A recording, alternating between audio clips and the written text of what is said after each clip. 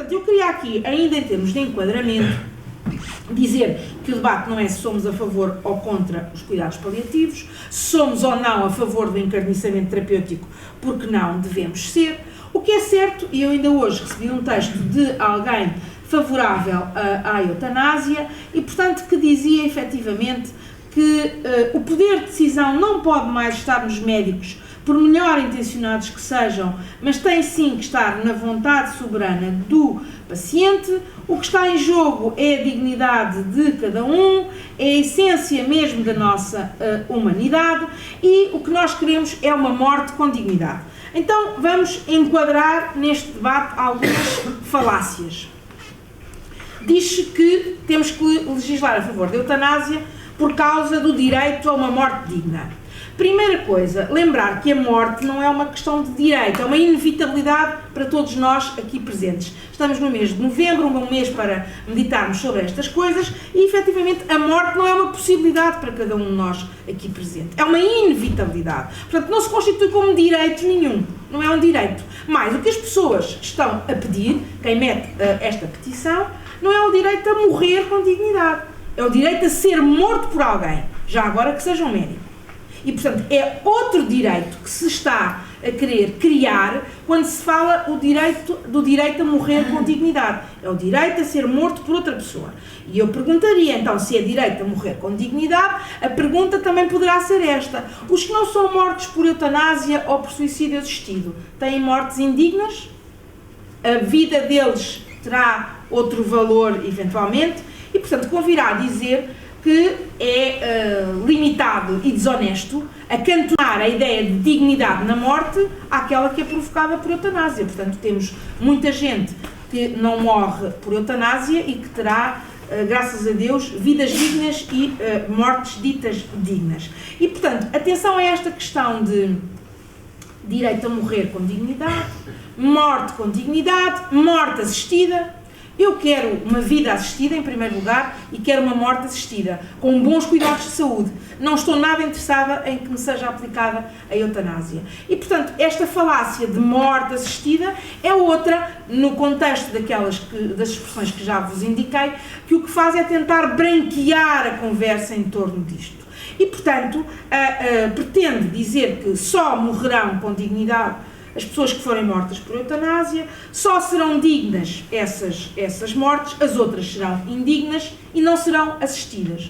Portanto, atenção a efetivamente tornear em cada discussão que se tenha, em cada conversa, e é bom que haja e que estejamos presentes nos debates, que se evitem estes branqueamentos, porque de facto o que nós queremos não é uma morte digna, nós queremos uma vida digna, é a vida que tem dignidade. É a vida que tem dignidade. E, portanto, é pela vida com dignidade que, obviamente, todos devemos lutar. É evidente que, em torno desta questão da dignidade, e isto dá-me a possibilidade de passar para os princípios, para as questões dos princípios, efetivamente, em torno desta questão da dignidade, o que as pessoas que estão a reclamar o direito a uma morte com dignidade para que não haja vidas indignas, o que se está a querer dizer, de alguma forma, é que as vidas tocadas pelo sofrimento, pela deficiência, pelas vicissitudes, poderão perder dignidade. E como perdem dignidade, é possível acabar com essas vidas. Ou seja, passa a haver vidas que valem a pena ser vividas, e essas têm dignidade, e aquelas que não valem a pena ser vividas não têm dignidade, e, portanto, alguém acabará com elas. Portanto, em torno dos princípios, verão que há essencialmente três coisas que perpassam neste debate.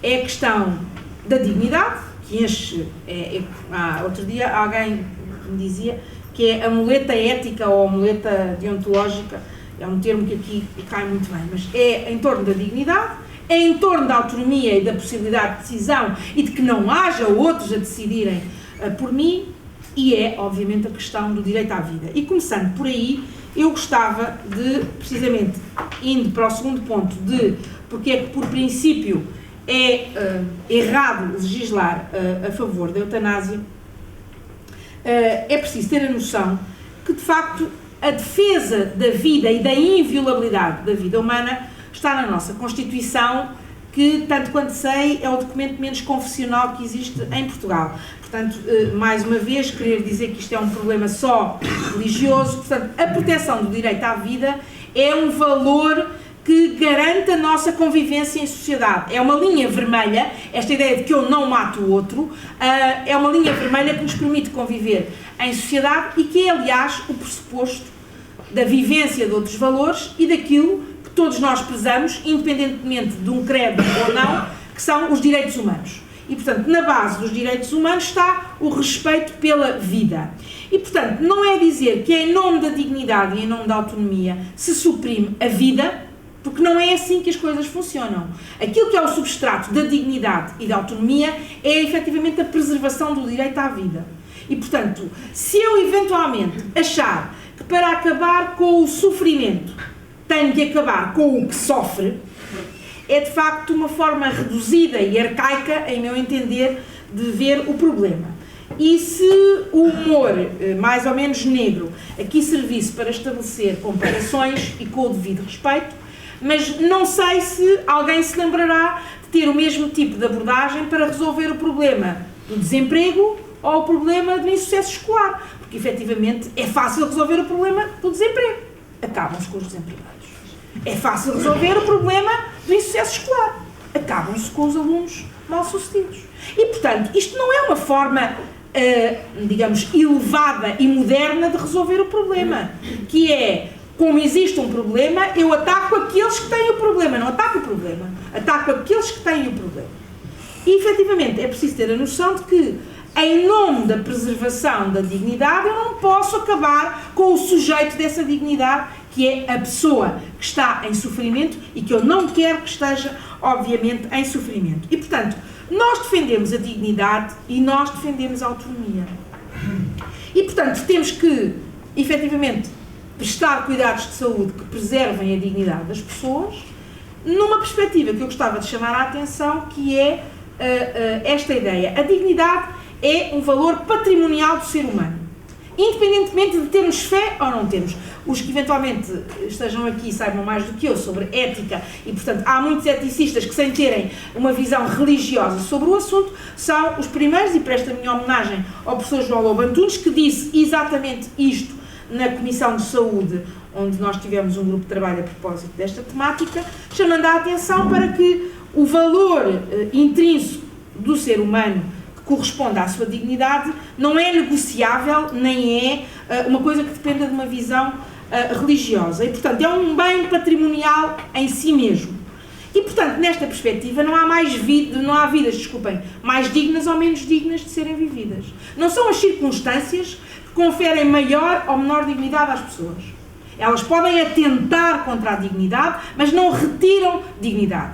E é preciso dizer isto, portanto, as pessoas que estão em sofrimento não devem estar em sofrimento, porque ele de facto é destrutivo ou pode ser destrutivo. Existem hoje meios para que, no caso do fim de vida, e como irão ver, lamentavelmente estas propostas não se destinam apenas ao fim de vida, mas no caso do fim de vida, e o fim de vida são os últimos 12 meses de vida pelo menos, têm uma resposta a nível dos cuidados paliativos para que este sofrimento não se torne disruptivo, intolerável e é de facto crime e indigno que as pessoas não tenham acesso a este tipo de cuidados. A outra questão é em nome da autonomia.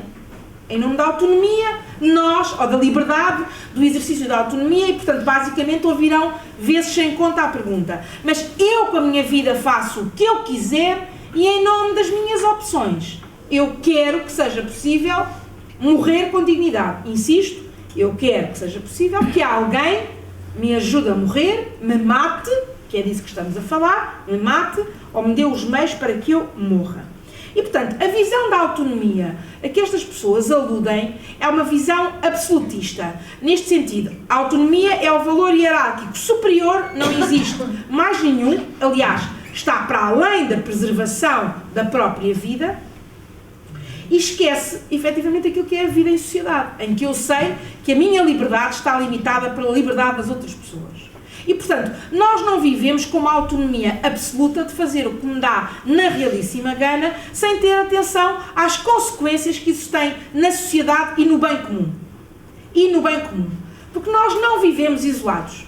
nós não vivemos isolados. E se nos quiserem fazer crer que o nosso exercício de liberdade é absoluto, então, de facto, aquilo que se está a fazer é elaborar em maior individualismo e não em estarmos atentos à questão do bem comum. Portanto, o exercício da minha liberdade individual não pode atentar contra o bem comum. E disto vamos ver o que é atentar contra o bem comum quando falarmos no último ponto sobre os resultados. Mas, efetivamente, aquilo que é o exercício da minha liberdade pode ter consequências no bem comum.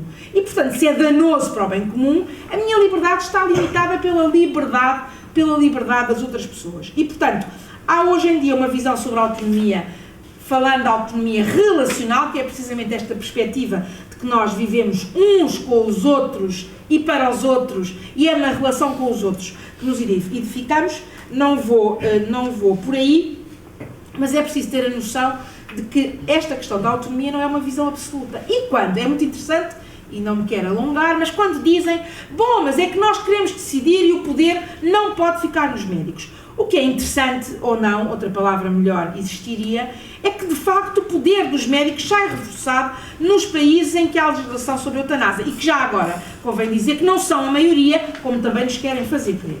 Porquê é que sai reforçado? Porque não nos dizem com frequência que os pedidos apresentados são julgados por um comitê constituído por médicos.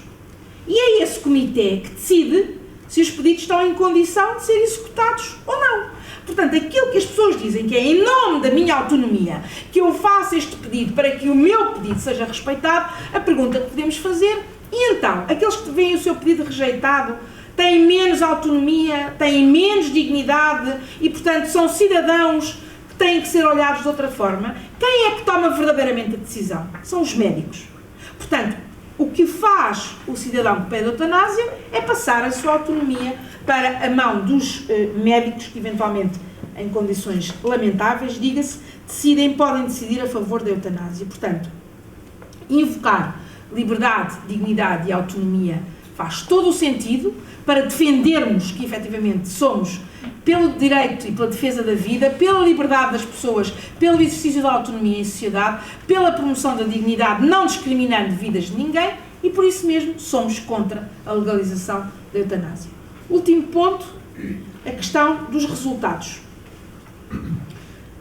O que nos querem fazer crer é que vão fazer uma lei excelente, que ninguém fez, aliás, ainda no mundo, e, portanto, para dizer que temos lei de eutanásia na Bélgica, na Holanda e no Luxemburgo, temos lei do suicídio assistido, e o Canadá, que é o mais recente, em julho, e, portanto, onde vamos muito para além da terminalidade, já farei alusão a isso.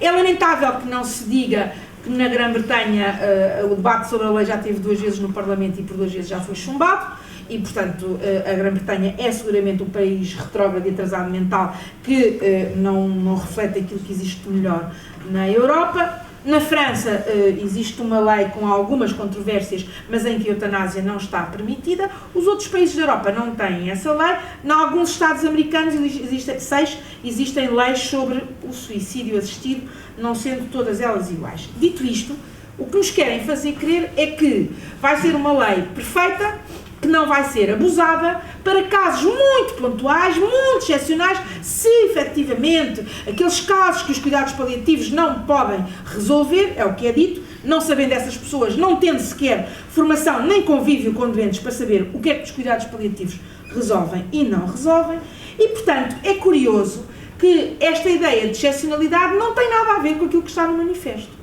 Aquilo que está no manifesto é que situações de sofrimento intolerável em que não haja expectativa de cura. Isto não é igual à terminalidade, porque um diabético que foi amputado, eventualmente, das 2 pernas e que está com insuficiência renal e que, eventualmente, poderá viver muito tempo, estará numa condição destas. Como a pessoa que pode ter uma doença mental grave e que está claramente numa situação de sofrimento dito intolerável, e aqui um parênteses, como é que se densifica sofrimento intolerável e pedido reiterado e esclarecido? O que é isto? Isto, quer dizer, são expressões que têm que ter alguma consistência para poderem levar a qualquer coisa que é irreversível, que é tirar a vida de alguém. E, portanto, nós estamos a falar de expressões que estão nas leis holandesa e belga e que são muito vagas. Mas dizia eu que, de facto, querem-nos fazer crer que vai ser uma coisa muito especial. O que depois não nos dizem, e isto é reiterado, é o que é que se passa na realidade dos países onde estas leis existem.